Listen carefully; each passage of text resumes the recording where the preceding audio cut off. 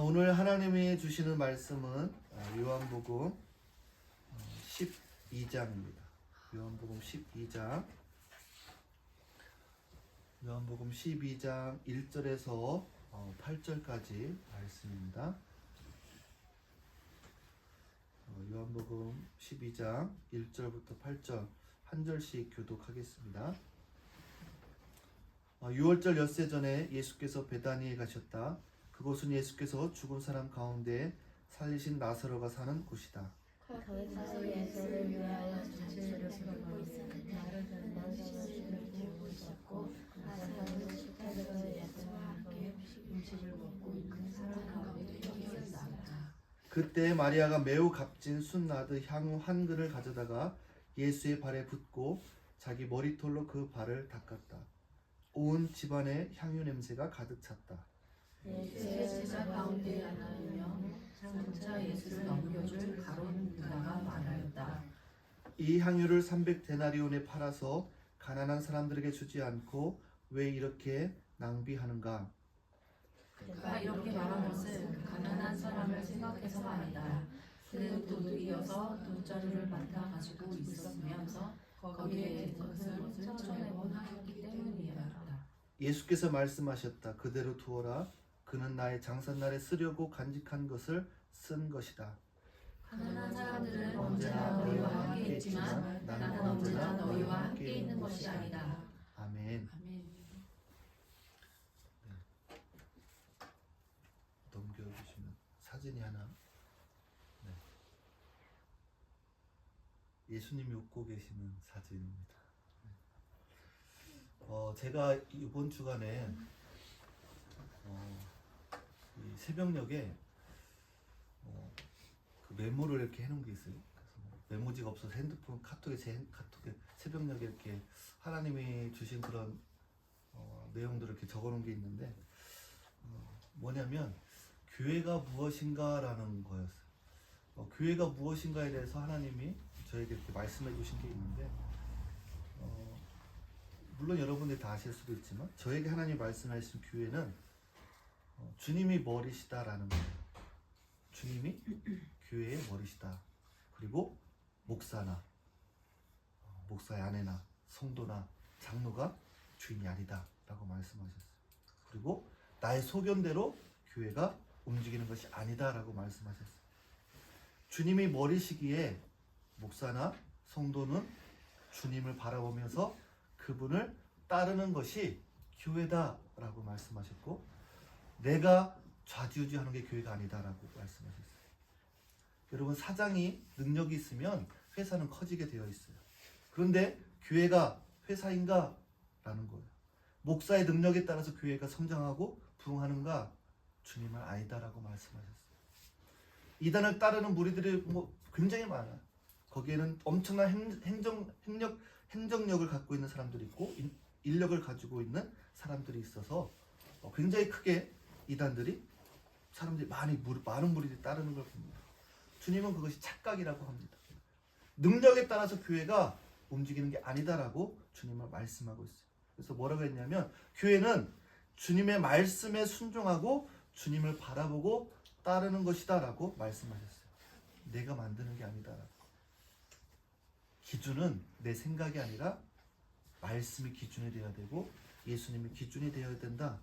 예수님의 말씀에 순종해라. 그것이 교회다라고 말씀해 주셨어요. 제가 이거를 새벽녘에 기록을 막 해놨어요.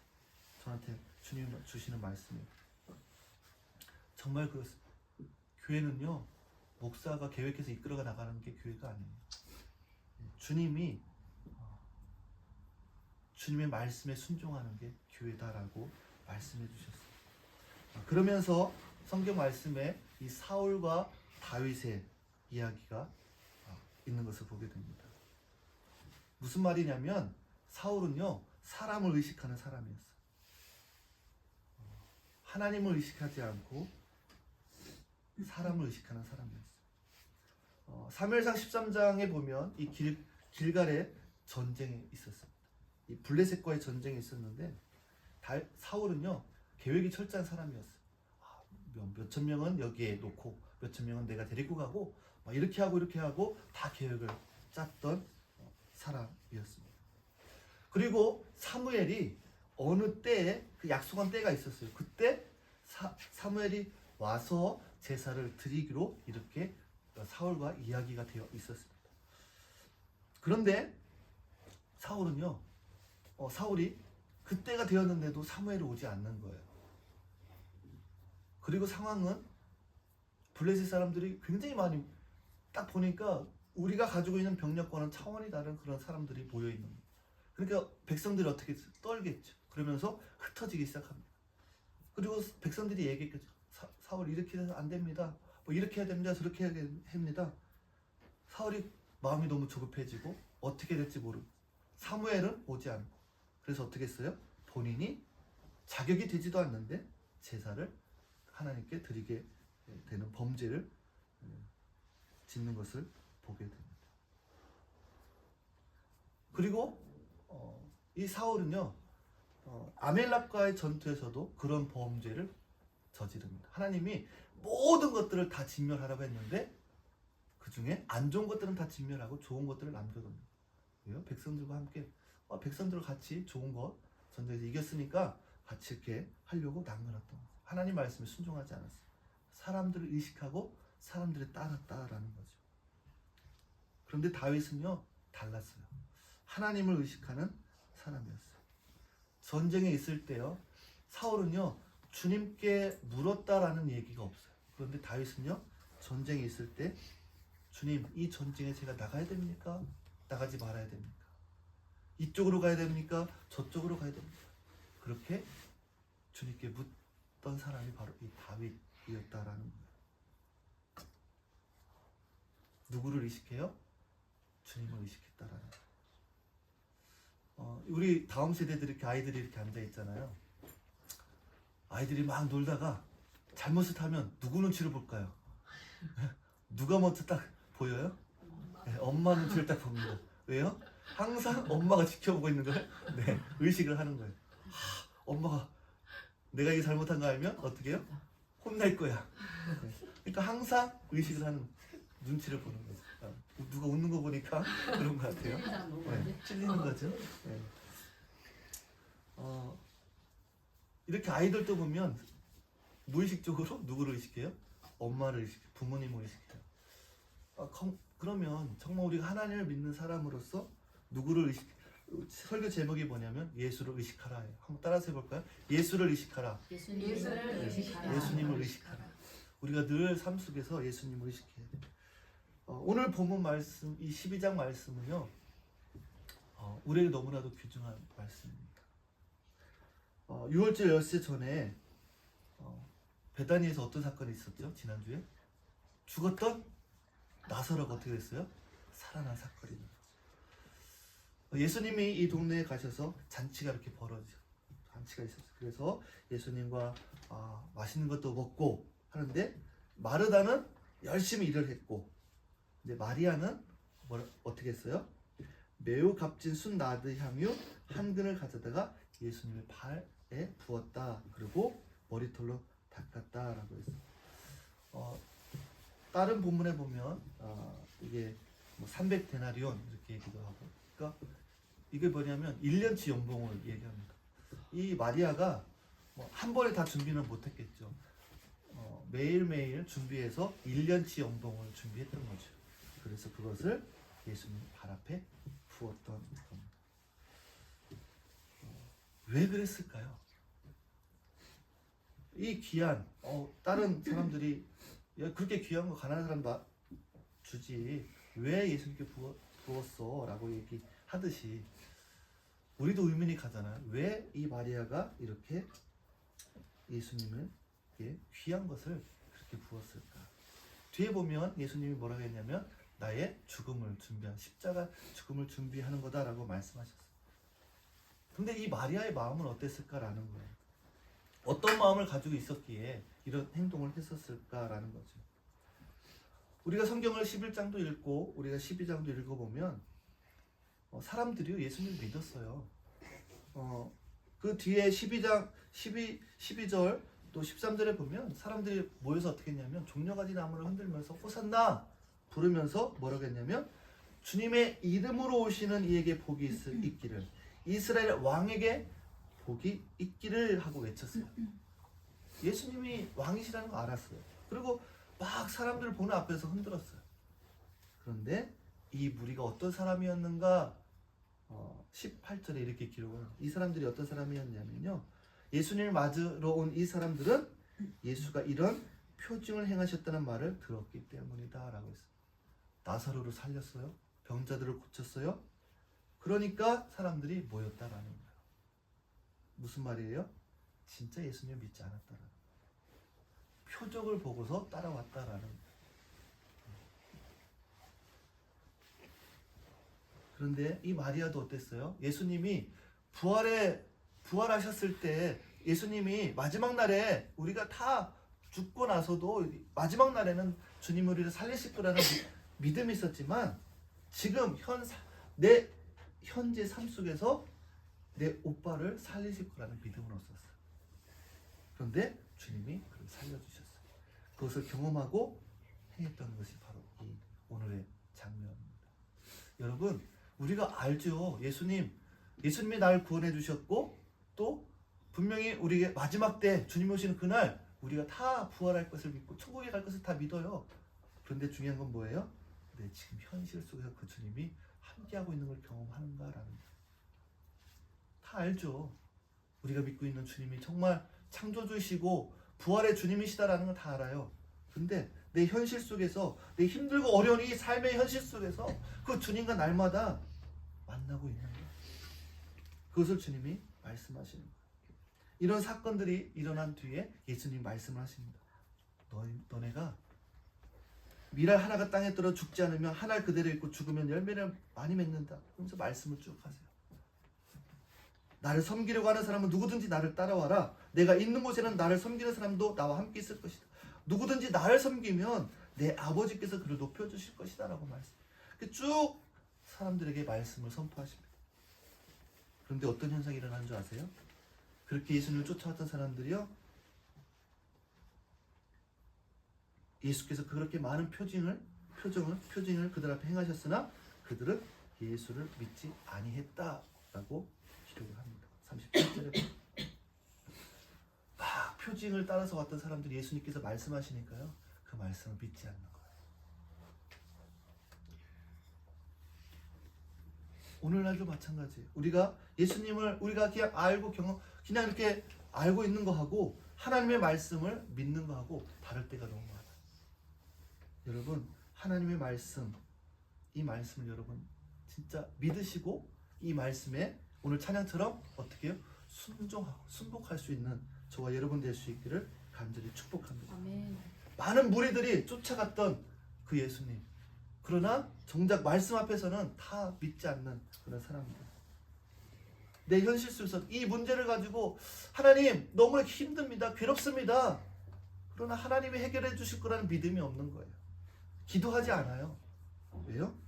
믿지 않으니까. 하나님이 내 현실 속에서 이 문제를 하나님이 해결해 주실 거라는 생각을 하지 않는 거예요. 그러나 주님은 말씀하세요.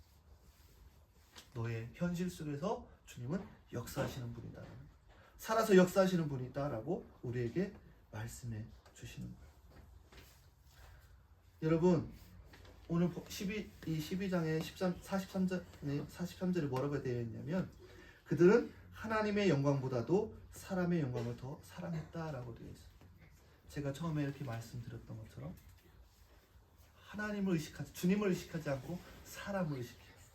이 무리들도요, 예수님을 의식하지 않았어요. 사람들을 의식했어요. 하나님의 영광보다도 사람의 영광을 여러분 따랐던 것을 보게 됩니다. 왜 마리아가 이런 행동을 했을까? 뭐예요?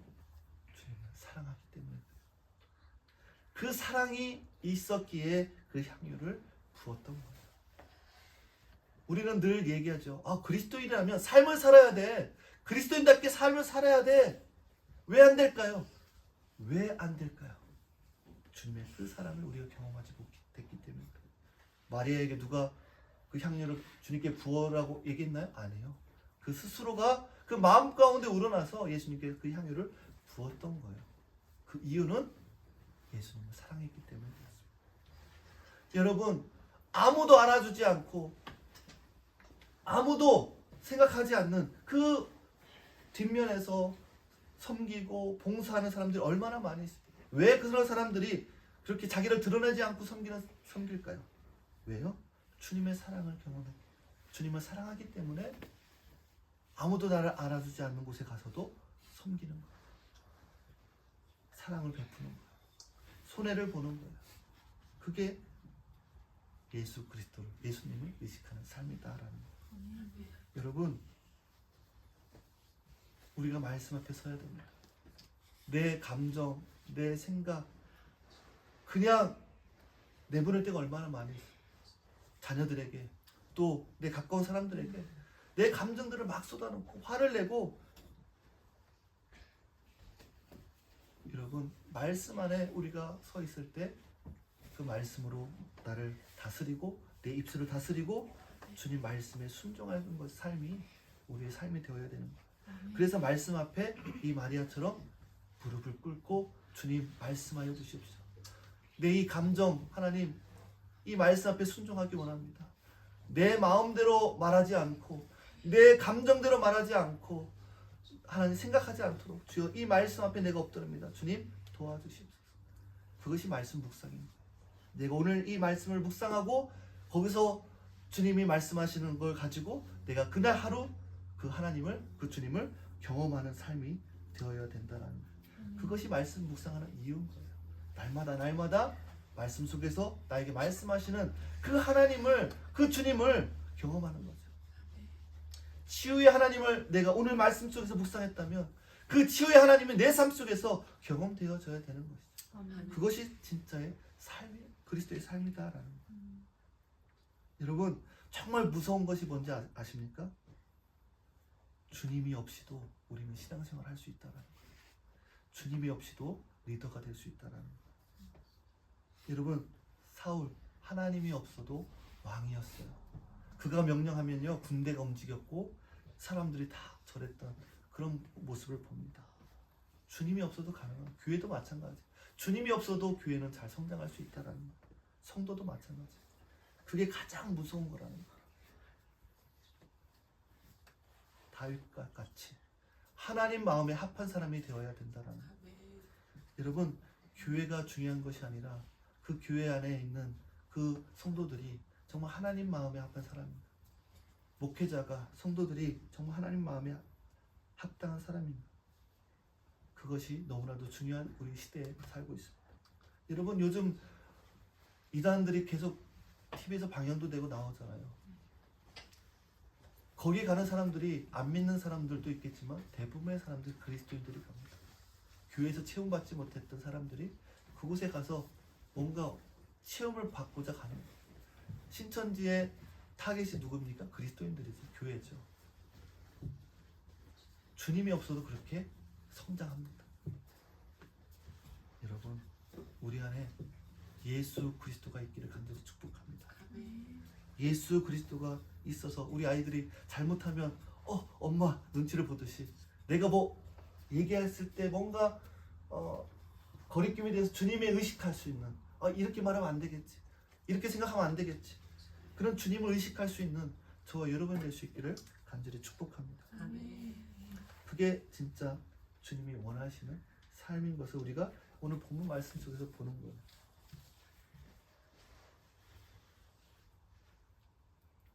주님은 빛이다라고 말씀하셨어요.